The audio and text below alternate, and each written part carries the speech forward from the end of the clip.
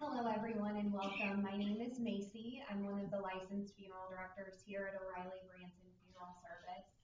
Prior to the celebration of life starting this evening, I would like to ask all of you to please silence your cell phones out of respect for Mike and his family. Thank you.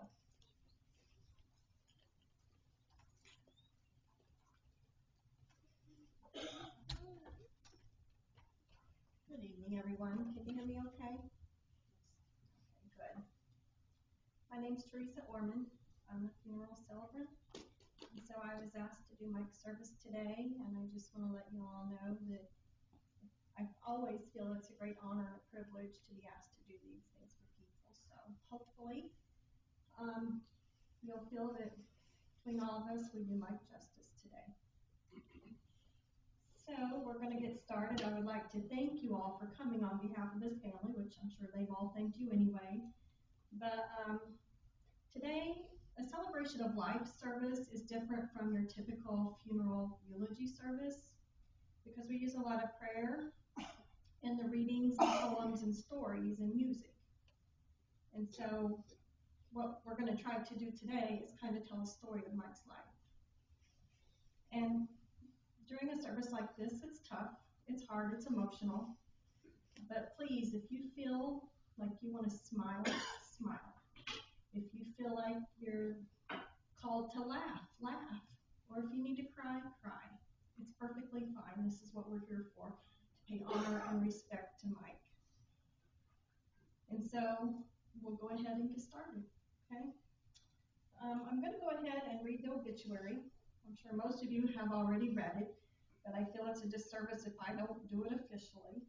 So Michael A. Richards, 62, passed away at University Hospital in Indianapolis after a courageous battle with lung cancer, and he died on January 4th, 2023. Mike was born on July 6, 1960, to the late Donald Robert and Marjorie Richards. On September 10th, 2001, Mike wed Tammy S. Letterly, and the pair shared nearly 33 years together in partnership. Mike attended Perry Meridian High School. He was an extremely hard worker. Mike immediately began concrete work, and he worked as a concrete finisher with CC&T Construction for 30 years up until this past May when he was diagnosed. Mike loved his work. When not working, Mike could be found grilling out or working in his yard, enjoying a nice cold Miller Lite. He was a busybody who kept busy, whether he was working on classic cars or maintaining his immaculate yard. With Q95 typically on the radio, Mike was known to listen to various types of rock and roll and various artists such as Kid Rock, Jimi Hendrix, and Bob Marley. Mike will be remembered as a man who had a zest for life. If you knew him, you always know, or you always knew where you stood. He was incredibly honest. Mike was truly one of a kind, and he will be greatly missed. Along with both parents, Mike was preceded in death by his brother Donald Robert Bobby Richards II. Survivors include his wife Tammy, his children Christopher, Jennifer, Jenny, and Kristen. Grandchildren are Alexis, Carter, Gabriel, and Callie.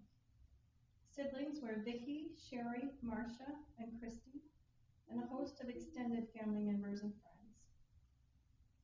And I'm not going to go on to the celebration because we're all here today and we know where we are. So, here's kind of the hard thing, because a celebration of life or a funeral is, we say it's for the deceased, but it's really for us, the living. As humans, we're created and designed to love one another, to bond with each other, and to coexist together.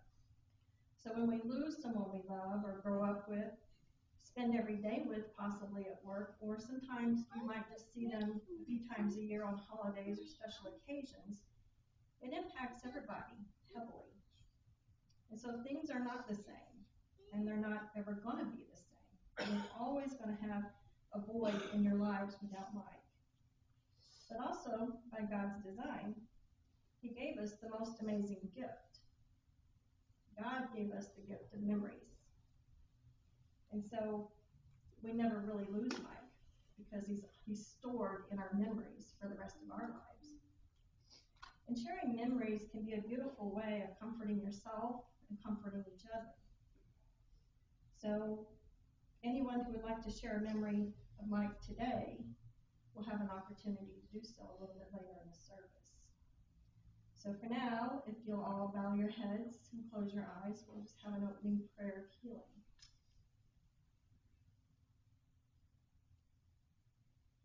Almighty God, the source and creator, thank you for allowing all of us to come together today so that we can celebrate Mike and his life. God, we ask for your presence to fill this gathering place today. Please bring healing into all hearts and be our tower of strength today during this life tribute service. Allow us to truly celebrate Mike. Let the things that we share today about Mike bring a smile, bring joy, bring healing to everyone's hearts. God, we know today is a difficult day, and we know there isn't anyone else who can fill this gap that has been left in the hearts of his family and friends. But God, we know with your love and your strength, his family and friends will get through the difficult days ahead.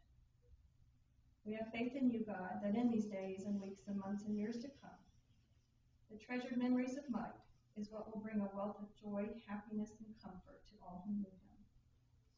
God, we ask for this prayer of healing to be delivered to every heart that loves and cares about Mike. And we know that all of this will be so. And it is. Amen.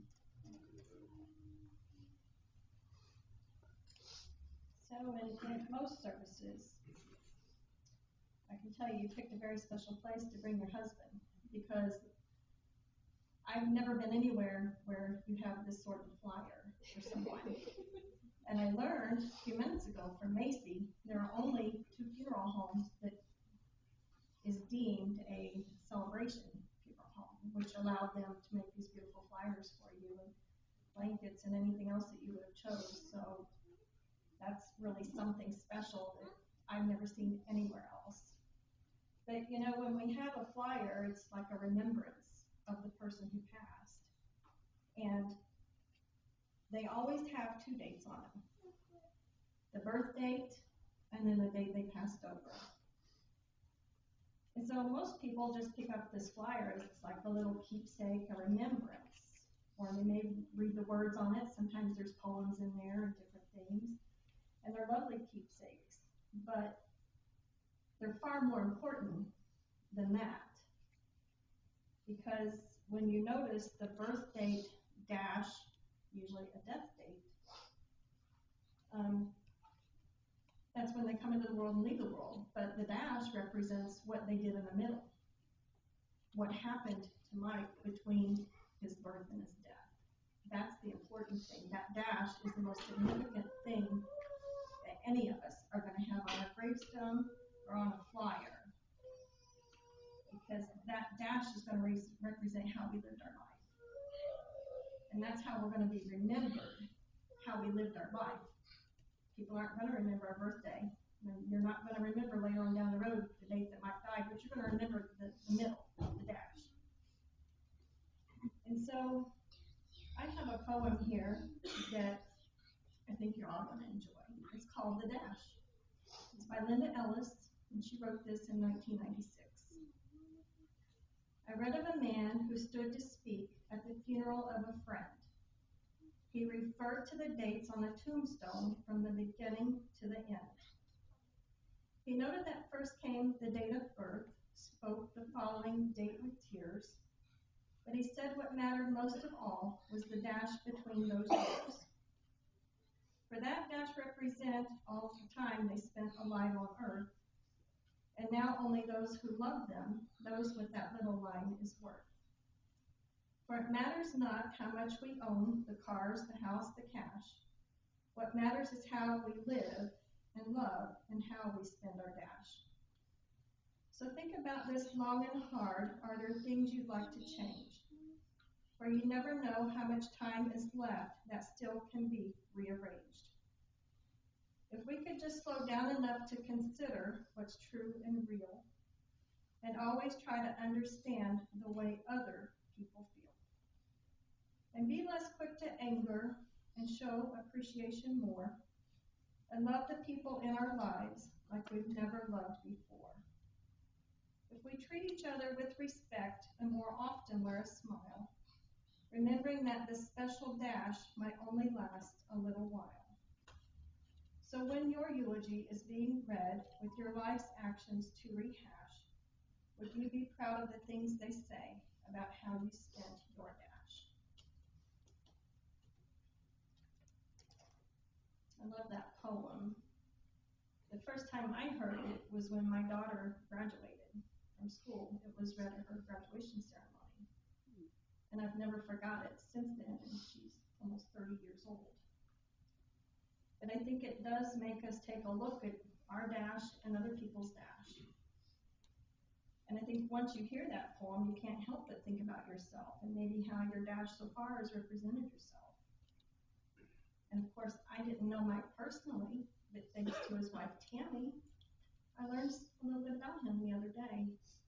And so we're going to talk about Mike's dash today.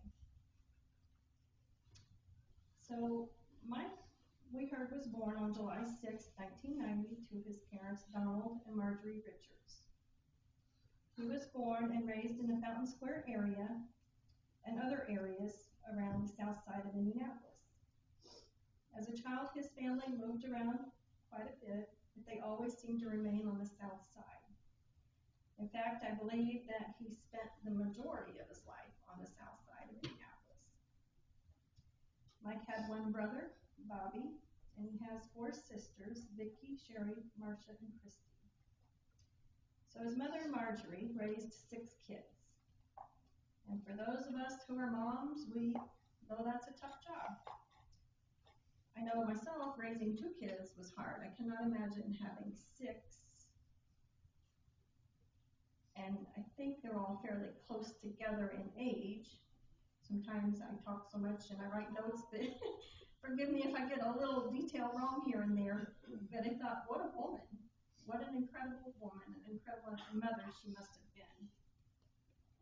And I'm sure for Mike, growing up with 5 siblings was probably quite eventful. I imagine there was probably lots of arguing, fighting, and also a lot of laughs and a lot of fun too.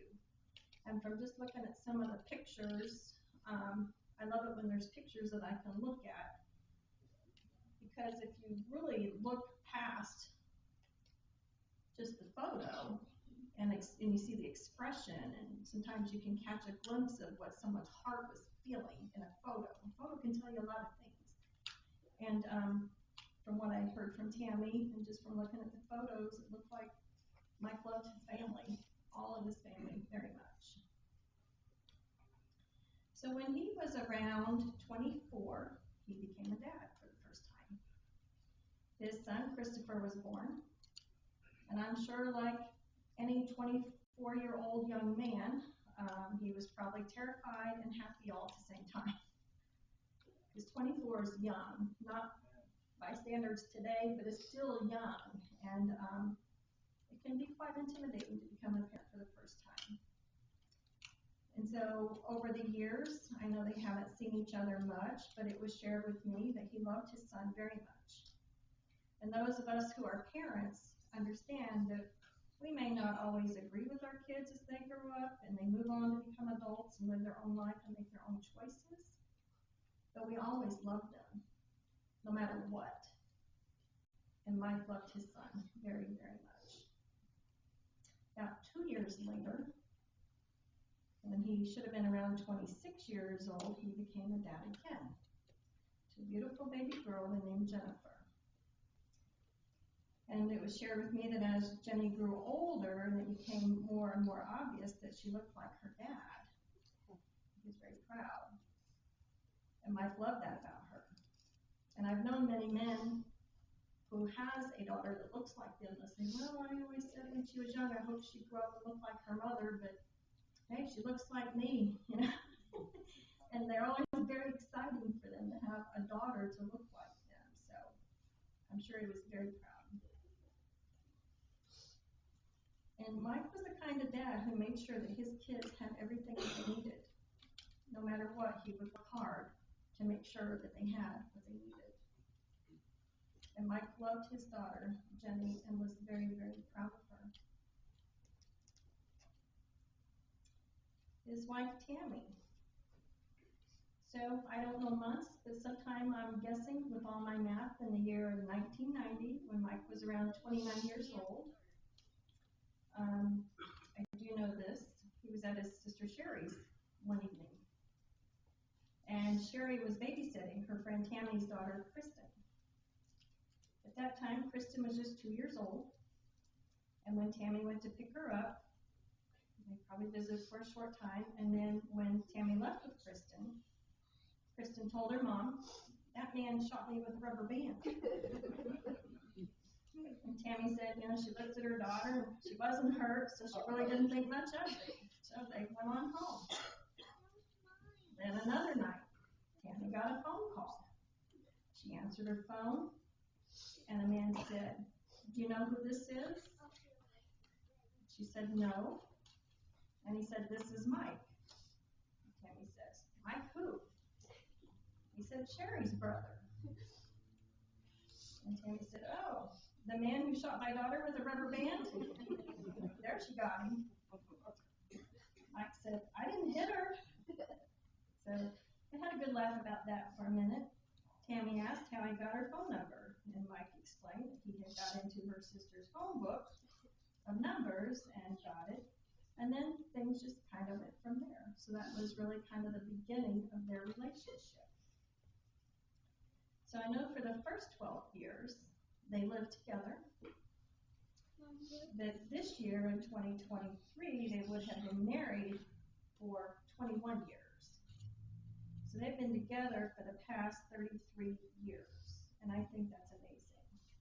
Because in today's society, marriages don't last. That's just a fact of life. We're lucky if people get past 5 years anymore. I personally blame social media for all that. But Tammy and their kids, they were happy. And their kid, I believe your kids, and his kids as well, I believe you guys should be very proud of that 33-year mark, because you'll find that very rare as you get older and older. You're not going to find that in a lot of families, so that's very commendable. And of course, we all know making the commitment when you get married is the easy part. It's keeping the commitment that's the hard part. And they kept that. For those first 12 years, they were committed. For the 21 years, they were committed. And they stuck it out through better, and sometimes you have bad times. No one has a perfect road.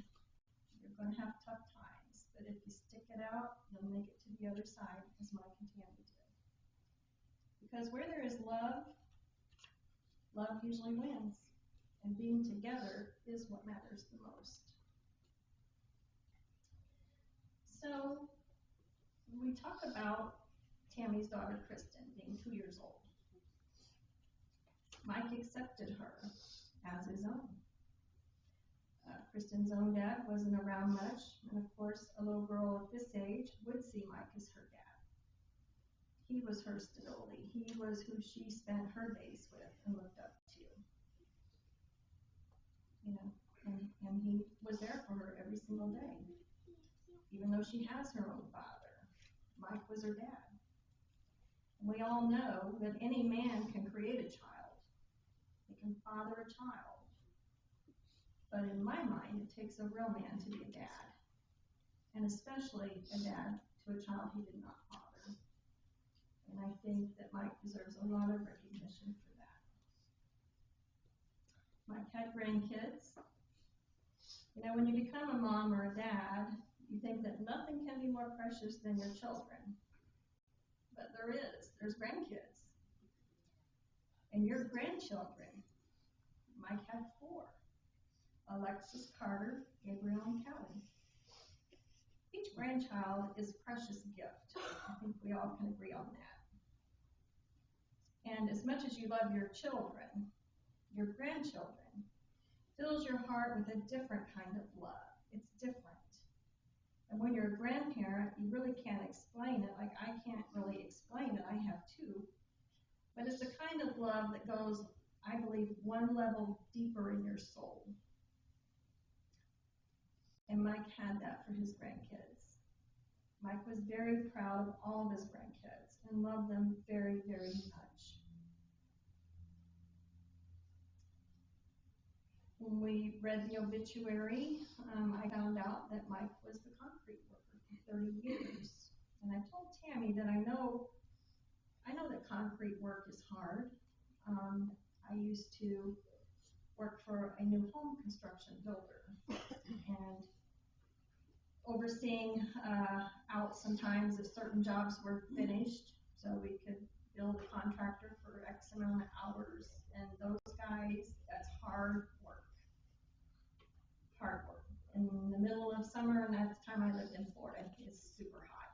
And I believe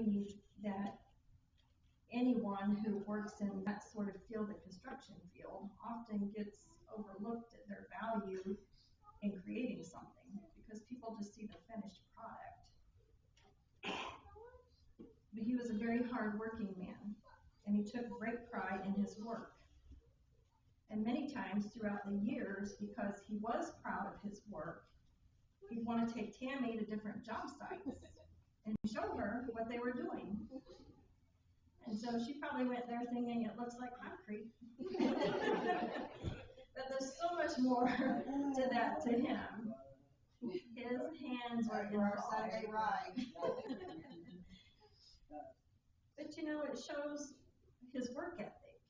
He didn't just work hard, he took pride in what he did all the time. It was important to him. And then they would go back and see the finished product. So, you know, and as far as I understood, you guys had done that just up until he stopped working. So, all those years, he's very proud of his work. His work was very important to him, obviously. And it was important to him to do good work, but to do it right. And from the things I learned about Mike, he was a man of great integrity. So I think that speaks volumes for 30 years that you cared that much about your work. And so it's very commendable. Then when his work day was done, what did he like to do? He liked to go home and work in his yard for a few more hours on top of that long day of work. Tammy said he was always doing something. And a lot of times he would come home after work and then work out in his yard till 8, 9, sometimes 10 o'clock at night. But he loved keeping his yard immaculate. Again, shows the type of person he was. He took pride in whatever he did. He took pride in his work, whether he was at work or at home. He had a huge sense of pride. And he was not a man to sit idle and do nothing. He was always doing something. He would find things to do, no matter what. And I read in the obituary he would work on classic cars, and Tammy said he would just, if there wasn't anything like that to do, he'd find something. He wasn't just going to sit and do nothing. So he would fiddle or piddle just to stay busy. Tammy shared with me that he was a real busybody and never sat still. And typically, while he was out there doing his fiddling and piddling, he always had the radio on, Q95. Or the TV. She said it was like silence was not his thing. He didn't like quiet. He wanted something going all the time, some sort of noise, through music or through television. And for times when I guess there wasn't nothing to piddle on, Tammy, you guys would go for a drive. And they like to just get out and go, sometimes not know where they're going, they would just go. And Mike liked he liked to drive down to Brown County through the back roads. He enjoyed going to Yellowwood Park. But basically, from what I gathered, it sounds like he enjoyed any drive that included country roads. That was what he enjoyed. Probably a sense of peace. Because, you know, if you're beginning to get the picture of Mike, Tammy had said a few times that he was simple. I think he just liked calm and peaceful. So I can tell you what he didn't enjoy. He did not enjoy going to the movies. One time, Tammy shared with me that she finally got him to go to a movie. And he didn't want to go. But as men do, to appease their wife, he probably was like, fine, let's go. So they went. And he slept through almost the entire movie. It was some sort of action movie, but it didn't interest him whatsoever, apparently. And That's been a long time ago. yeah, he said you finally woke him up and said, let's go. This movie's terrible too. I'm not enjoying it, so let's just go home. So they did. They left before the movie was over. And she's like, let's get out of here. So they did. And so after that, I don't think you ever did a movie again, did you?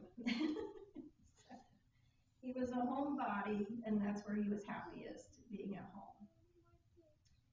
And so we know his favorite music station was Q95, but he enjoyed the various types of rock and blues. And like his obituary said, he liked Kid Rock, Jimi Hendrix, to Bob Marley. That's a wide range that covers a lot. And to me, that says a lot about him, especially if you're going from Kid Rock to Bob Marley. That's something. So I like Bob Marley, so he's a storyteller, so I know quite a bit of his songs. And we've all heard Kid Rock back in the day, but I really haven't listened to Kid Rock since then. So I thought, okay, it's been a while, let me just start Googling Kid Rock and find out some of his songs. And so I did, and as I read through some lyrics and watched a few of his videos on YouTube, I realized that actually Kid Rock is a storyteller as well. But you don't always pick that up because you're just hearing the music. So if you're not, and Bob Marley's the same way, if you're not listening to the lyrics and it's just music, you miss the message. So I found that very, very interesting. And now I can see why he was such a Kid Rock fan and a Bob Marley fan. The connection was made. And if you're not familiar with those two artists, I recommend that you do a little research and check them out, because I think you'll find even a bigger appreciation for Mike's taste in music when you read those lyrics. And so, if you look up their songs and you're going to listen to them, I think you should do it while having ice cold Miller Lite, because it just wouldn't be right not to. And that is something that you can pay tribute to Mike when you're thinking about him. Turn on one of those artists, sit back and have a beer, and I think that would make Mike very happy. Besides, who wouldn't enjoy an ice cold Miller Lite and some good music? It's a good way to feel close to him, music. I can't stress that enough. You'd be surprised how healing for grieving people music can be. And so music is a beautiful way to remember people that we love. It can be very therapeutic and healing when you're going through the tough times. So in honor of Mike, let's listen to a song by Kid Rock. This song is called The Lonely Road of Faith.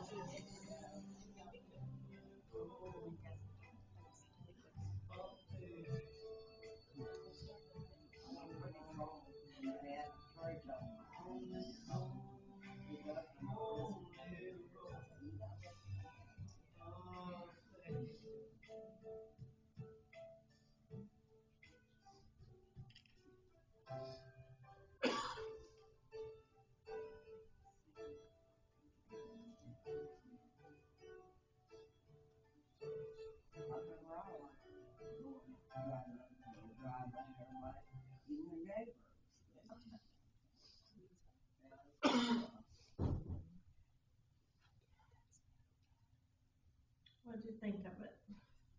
Good. Yeah. I'm going to read the lyrics to you. Because like I said earlier, sometimes you hear the music, you may not hear the words. So up and down that lonely road of faith, I have been there. I'm prepared for the storms and the tides that rise. I've realized one thing, how much I love you, and it hurts to see you crying. I believe we can make it through the winds of change. God is great indeed, if you believe in the ever life. Yeah, we gotta make some sense of this peace that we found. And if you just hold on, I won't let you fall. We can make it through the storms and the wind of change. Though I walk through the valley of darkness, I am not afraid, because I know I'm not alone. And if the wind blows east, this was the rapping part, okay? And if the wind blows east, would you follow me? And if the wind blows north, would you stay your course? And if the wind blows west, would you second guess? And if the wind blows south, would you count me out? And if the sun don't shine, would you still be mine? And if the sky turns gray, would you walk away? Would you say I do, if I say I'll be, and walk this road through life with me? You know I love you on this lonely road of faith, on this lonely road of faith. So, I thought that was a beautiful song. Yeah. So let's go ahead and bow our heads again, and let's have another prayer. This is a courage prayer. God, we have gathered here today to honor Mike. Lord, it is not easy for us to sit here and say goodbye to Mike. But we know that he is now together with his loved ones and with you in heaven. I ask you to fill everyone's hearts with courage, so that those who might want to rise up, come forward, and stand before us today and share a special memory or a short story about Mike will find it easy to do so. Help them put aside their sorrow or nerves for just a few minutes so they can reap the beautiful blessing of paying their own special tribute to him and just participate in some small way in this service today. And God, we ask for this prayer of courage to be in your mighty name, and we know you will allow it to be so. And so it is. Amen. So, would anyone like to come up and share a memory about Mike or a story? Okay.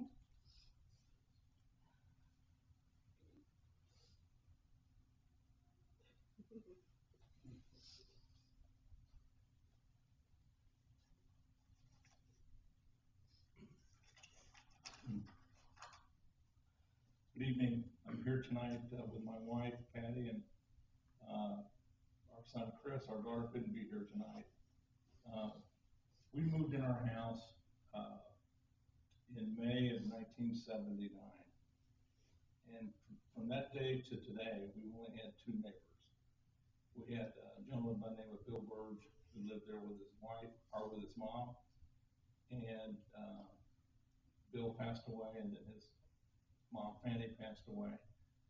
And then the house was sold, and Tammy and Mike bought it.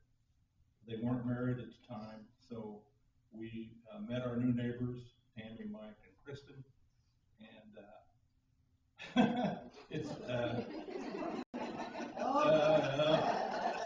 you know, I wanted to start off this funeral home something else, because not only do they have a nice flyer, how many funeral homes do you go into and you get a coaster? Unbelievable. And oh, by the way, there's another version of that Kid Rock song. Yeah. And we heard this. I leaned over to my wife and I said, I can't remember, I can't count the number of times we heard that Kid Rock song in the backyard.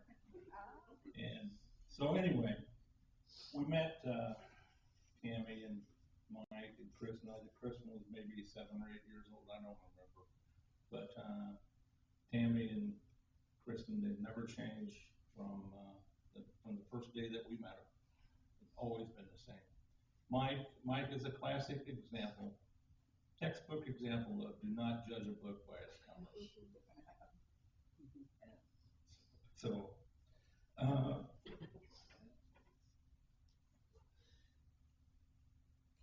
I never worried about my house.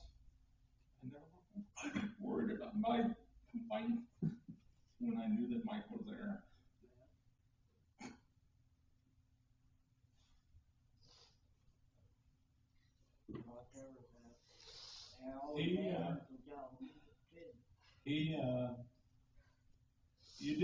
Mike didn't have to say a word.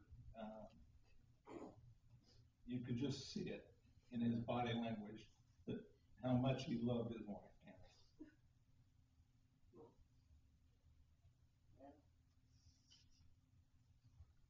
He loved his kids. He loved his grandkids. He loved his grandkids. He loved my wife. He loved my children, and he punched me.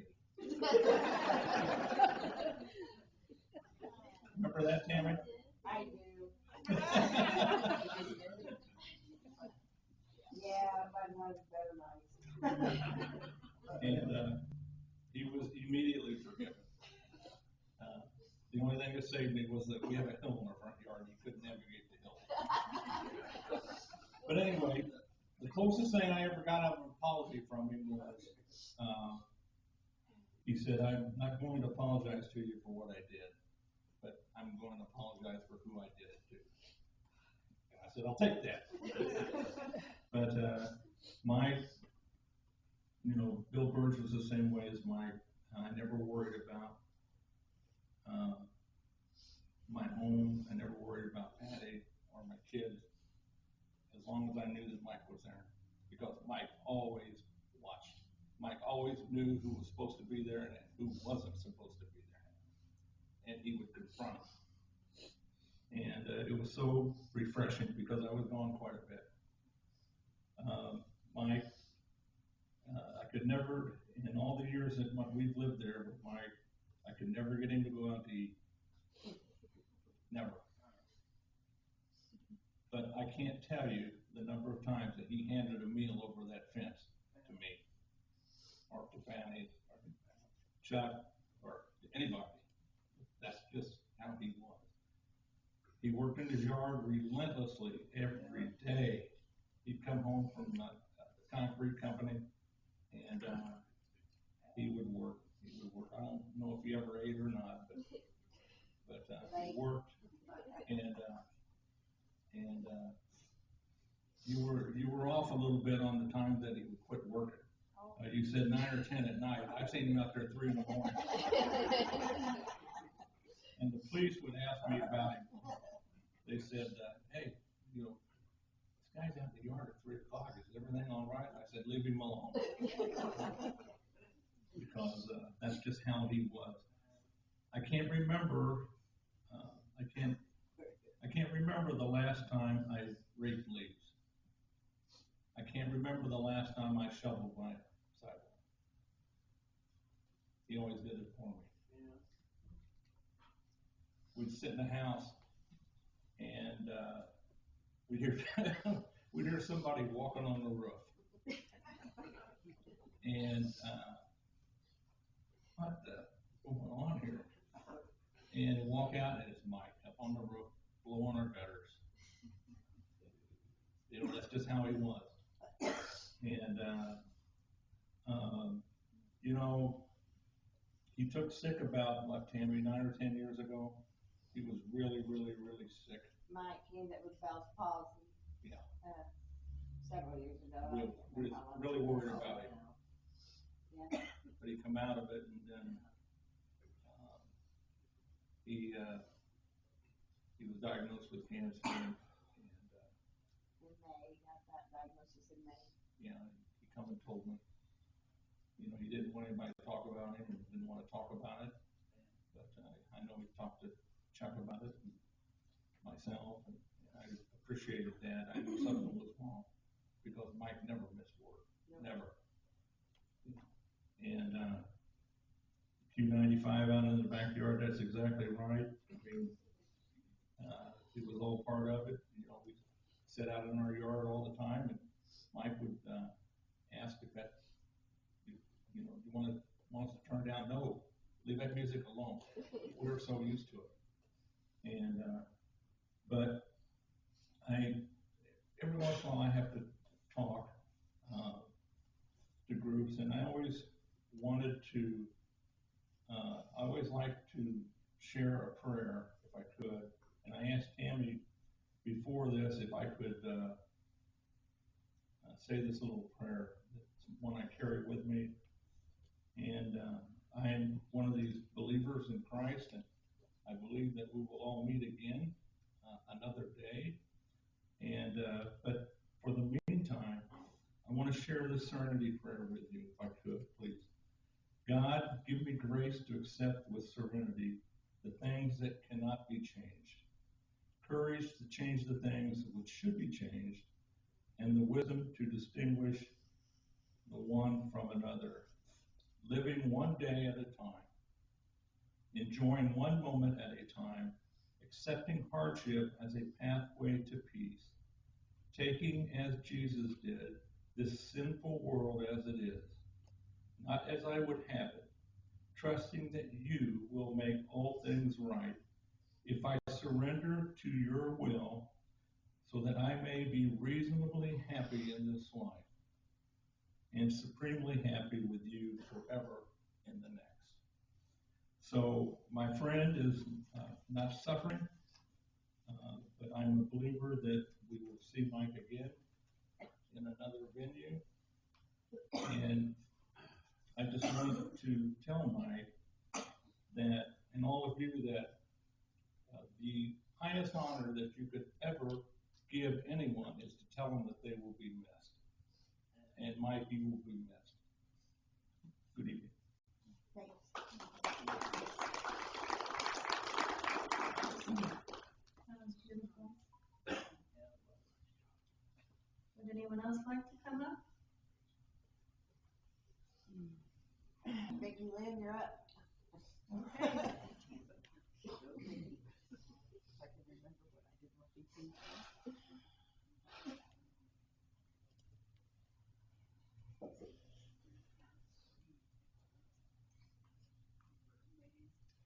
I'm Vicki. I'm Mike's oldest sister. There were 6 of us. I was the oldest, and he was next to the youngest. So I remember when he was brought home. I was 5, almost 6, or 5 and a half, something like that. So he was another baby doll, you know. And I'm just going to tell you a couple funny stories about Mike. That's all. When he was little, I was playing in a car that I wasn't supposed to be playing in. I was playing house. And so we're out in front of the house, and this was like Mike was, I don't know, 3 or 4, I don't know. And he was right there with me because I always carried him around. I always carried him around. And I had the door open, and I had my baby doll, whatever, in there. And Mike all of a sudden stuck his fingers and his middle finger in the hinge of this old vehicle. And I slammed it. I didn't know his finger was in there. Of course, everything started happening. My mom and dad are running out. Then he's screaming. I'm trying to get the door open. I was the basket case. We took him to, my mom and dad took him to General Hospital, which is now Eskenazi. And they thought they'd be able to, I mean, it was almost severed. And Mom said that I was in worse shape than he was. But they were wanting, they put a wrap on it and everything. They needed to keep the finger up. And we thought, how's he going to do this? He was only like 4 years old. How's he going to do it? Mike sucked his thumb when he was little. And when he sucked his thumb, his finger went up. So, in a way, it was a blessing because, you know, he never lost the finger. It had an awful scar and everything else. And he reminded me every so often. But, and then another funny story was when John F. Kennedy was assassinated. And back then, you come home for lunch and stuff like that, you know, school. And Mike hadn't started school yet because this was in '63. So he was 3, Bobby was 4, only 13 months apart. And yes, we were stepping stones. 55, 56, 58, 59, 60, 64. Oh my God. So anyway,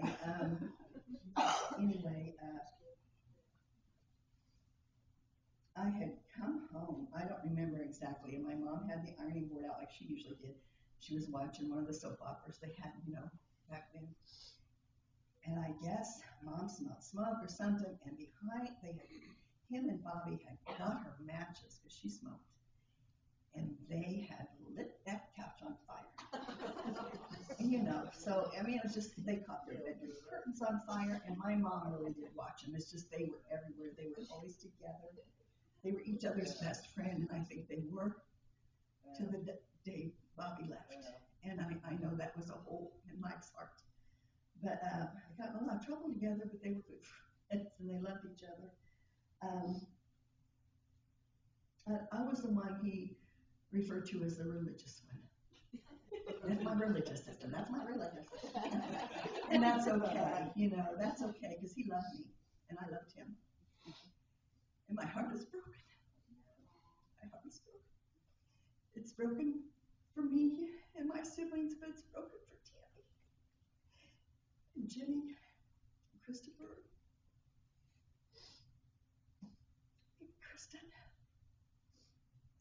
She was there every minute and just took wonderful care of him, and I was so thankful that I was able to be with him a few weeks ago when we came to visit for a few hours when he was doing good. He just got home and he was laughing and saying silly stuff and jokes and eating my fudge.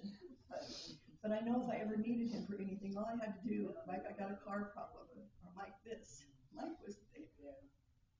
How did you drive on that? Didn't Rick take a look at it? Rick didn't know what Mike knew. He was like my dad. He could do all that stuff, and he did a good job. And I knew when he changed my brakes, I was safe. And I just want to say one last thing. I am so thankful. So thankful that a family that loved him so much. Tammy's mom, his sister, his cousin, or Tammy's nephew and his wife, and Tammy and the kids. But Tammy loved him so much, and she's so good to him. And I guess that's all I want to say is I'm going to miss him. I'm going to miss him, and I never thought that I would be here when he was diagnosed. We thought, oh, but then everything just kind of took a turn. But I know he's not in pain, and he's not struggling to breathe. And to watch him struggle to breathe when they brought him down that day, I never wanted to see that for him again. So I just wanted to say a few words as his older sister that loved him, and just give you a little insight how that boy was everywhere when he was younger. But he was so good to my mom. The day my mom passed, he took care of my mom. He took care of her yard, and he was there for my mom too. And I'm thankful for that. So thank you for coming.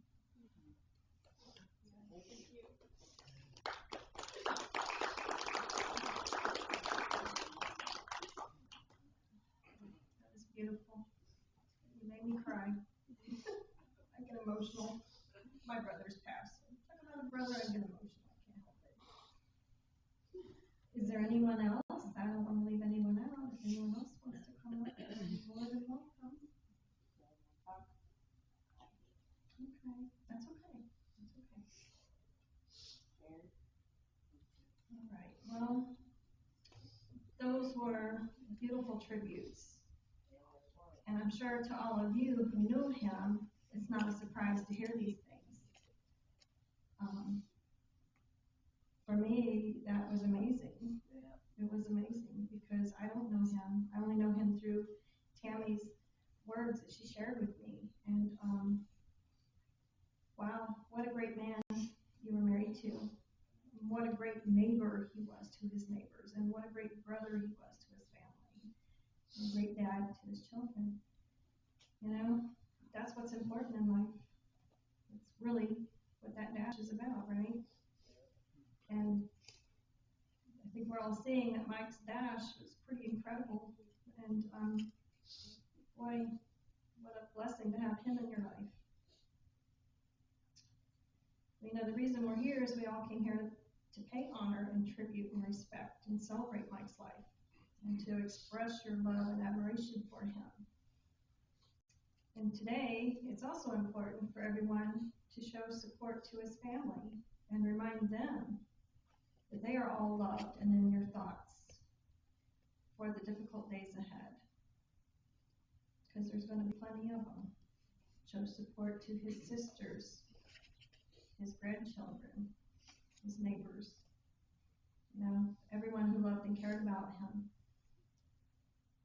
Change is hard and it hurts really deep when you lose someone you love so much.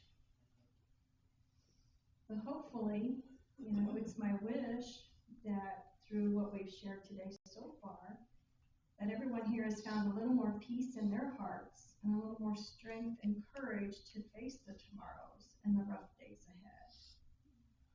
And to let the good times you had with Mike be an inspiration to you. And to think about Mike's dash often, as well as your own. But be mindful that everyone grieves differently. No two people are going to grieve the same. So sometimes families or friends are grieving, but it doesn't look like they are. So you assume they're not, but they are. And then they're feeling like no one notices my pain. Just ask people once in a while, how are you doing? Share with me how you're feeling. It's important. Mental health is important. So just recognize you may not see tears. Doesn't mean people are doing okay. So check on them and check on them often. Be mindful of your own grief as these days come. Don't hold in those tears. Don't hold in that pain. Allow yourself to grieve fully. It's a necessary step in moving forward from today. And it's easy to hear that Mike was a blessing to all who knew him and loved him, and he will be truly missed. But, as his sister and his neighbor said, we can all have some peace in knowing that his cancer is no longer attacking his body. He's free from that pain and suffering. And believe me, cancer is a mental, emotional, and physical thing to go through. And people are scarred from that emotionally, mentally, and physically. And so it's a tough thing. Cancer is so unpredictable. But you can rest assured that he's free from that now. And so his scars have been healed because there are no scars in heaven. So we're going to have another song called Scars in Heaven. Okay?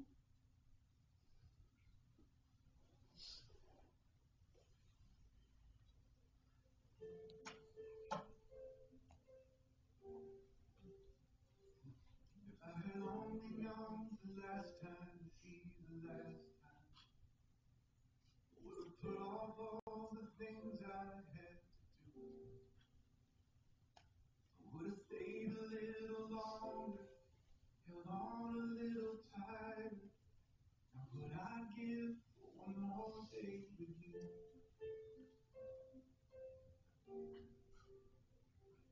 Cause there's a wound here in my heart where something's missing. And they tell me that it's gone and healed with time.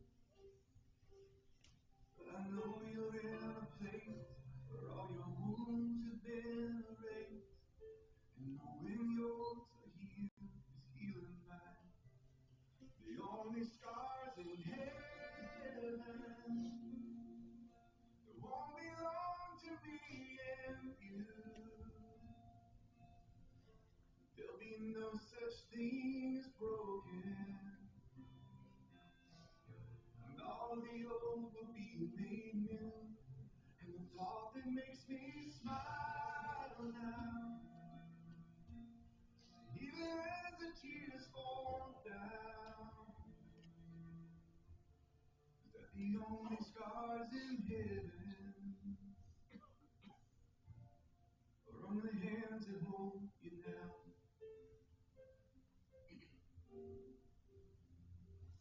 I know the road you walked was anything but easy. Picked up your share of scars along the way. standing in the sun. You fought your fight and your races run. The pain is all a million miles away. The only scars in heaven that won't belong to me and you. There'll be no such thing as broken. And all the old will be made new. And the thought that makes me smile now, even as the tears fall down, is that the only scars in heaven, yeah, are on the hands that hold you now. Hallelujah.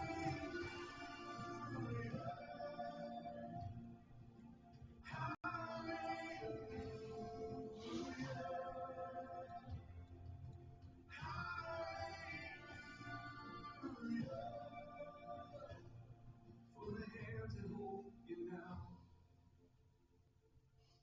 There's not a day goes by that I don't see you live on and on the better parts of me. Until I'm standing with you in the sun, I'll fight this fight in this race I'll run. Until I finally see what you can see. Oh, the only scars in heaven that won't belong to me and you. There'll be no such thing as broken. And all the old will be made new. And the thought that makes me smile now, even as the tears fall down, is that the only scars in heaven are on the hands that hold you now.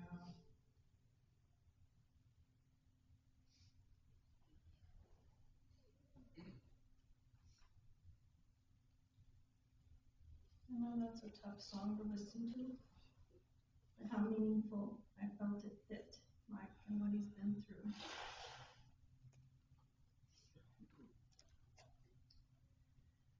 Mike was a good man.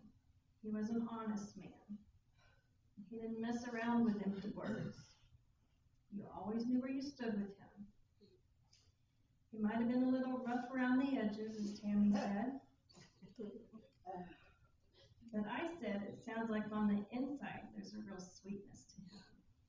And that's definitely been confirmed here between the stories we heard. He would give anyone the shirt off his back if it was needed. And during his last days, he was more worried about everyone else besides himself. In fact, he wanted the neighbor to open and close the pool for Tammy and clean the garage so she could find his tools okay. And Tammy said she knew that Mike would worry about the yard, so she told him that she would do her best to take good care of the yard, even though she knows it won't be as perfect as what he could do it, but she'll do her best. And I think actually it was his last day, again, hopefully I have my notes correct, but he was cracking jokes and making everyone laugh. He even had said he just wanted a beer and a kiss from his wife. I believe he told the nurse that. And he told all of us that. Everybody that, okay. So even in his last day, he was trying to make his family smile. And I believe there's a reason for that. He wanted to ease their worries. Because in reality, easing their worries was going to be important to a man like Mike. He was still trying to take care of them. He was still trying to be strong, the strong man that they knew him to be. And by helping them feel better, I think it made him feel better. And I can tell you that I'm sure your smiles and your laughter that day were the best medicine that he received. You know, I think I said earlier about how unpredictable cancer is, especially lung cancer. If you're not real familiar with lung cancer, it's one of the worst cancers that there is, because through the lungs it spreads. It goes all kinds of places. It can spread throughout your entire body. It can go everywhere. Mike's cancer had spread to his liver, and that cancer was wearing him out. His body was getting tired, and it's an impossible fight. Eventually the cancer will win in most cases. And on January 4th, around 2:45 a.m., Mike's fight with cancer ended. He let go and he transcended to heaven. Tammy referred to Mike as a simple man who lived a simple life. Through what I've learned about Mike over the phone and what I've learned here today, I would say that he really understood what was important in life. And I believe we can narrow those down to 3 simple things, which are family, friends, and home. That's what was important to Mike. And to me, those are the most important things to all of us, our family, our friends, and our home. So if you want to close your eyes, we have one more prayer, and then I'll have one more poem. Actually, I'm going to say the poem first and then the prayer. I got my pages in backwards. This poem is called Weep Not For Me. Weep not for me, though I have gone into that gentle night. Grieve if you will, but not for long, upon my soul's sweet flight. I am at peace, my soul's at rest, there is no need for tears, for with your love I was so blessed for all those many years. There is no pain, I suffer not, the fear is now all gone, but now these things out of your thoughts, in your memory I live on. Remember not my fight for breath, remember not the strife. Please do not dwell upon my death, but celebrate my life. So if you want to bow your heads and close your eyes for our final prayer for strength. God, the source, the creator, we bless your holy name. As we have gathered here today to pay our last respects to Mike, we once again ask you to fill us with your divine strength. Let our minds rest and our hearts feel full in knowing that we have paid honor and respect to Mike today, and that we will continue to honor him through our memories. For we understand that our memories are the ultimate gift from you. Let your grace be upon us today, so that we may be able to support one another. Wrap your gentle and loving arms around every single person during this sad and painful time, and let your loving and healing energy be our strength and our guide. For it is this strength that we receive from you that will help all who love and care for Mike. Help them move forward and remember him, and eventually be able to reflect on their memories, not with tears of sadness, but with tears of joy. God, we ask for all of this in your mighty name, God, the source, the creator, and we know that you will allow it to be so, and so it is. Amen.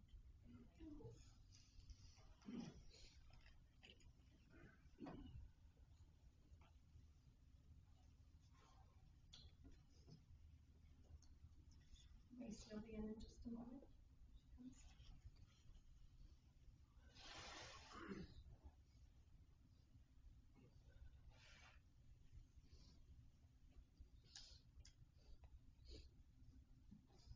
Thank you, Teresa, for those lovely words of peace and comfort for Mike's friends and family who are here this evening.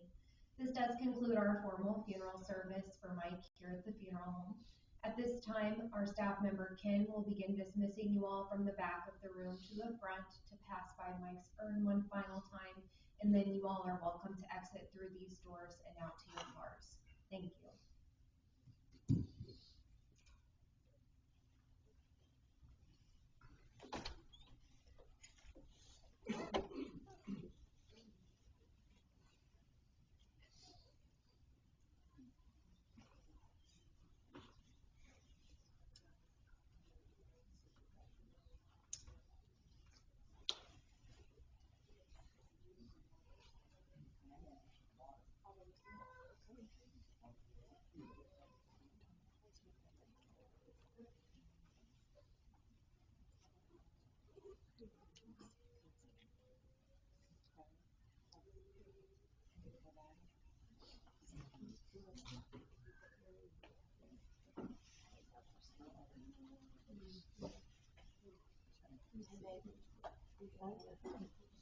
Read together, okay?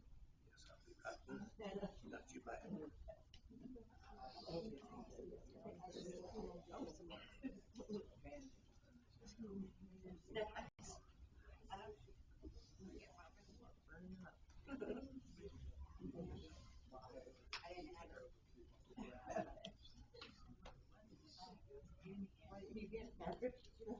Yeah. I probably couldn't got a word out. That's why I sit back where somebody can hold it up. I'm doing good.